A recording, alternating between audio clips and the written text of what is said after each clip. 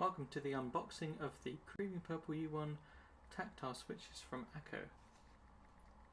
Here's a nice pink box with a picture of the switch on the front. If I turn it over, you can pause the video and have a look at the specifications. Let's open up the box.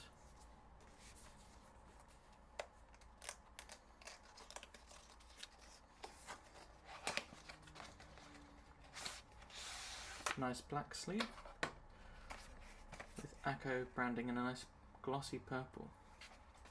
If we open that up, we get a nice plastic tray with 45 switches. I place this to one side and look at the tray. Really nicely packaged. I've taken one of the switches out of the packaging to show that it has 5 pins and an LED diffuser on the front. I can immediately feel a nice tactile bump. Next, I'll be placing them in my Evo75 keyboard behind, and I'll show you a sound test. For comparison's sake, I'll be filming a sound test with the Akko Creamy Blue Pro V5 switches. These switches are also tactile.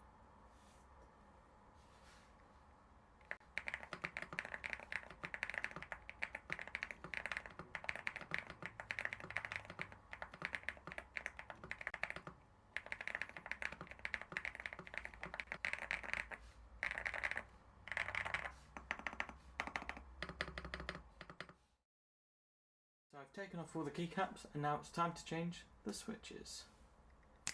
There we go. The Creamy Purple U1 tactile switches are now installed and it's time to put the keycaps back on.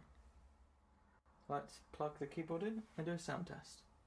The first thing you'll notice is that the RGB colour has changed.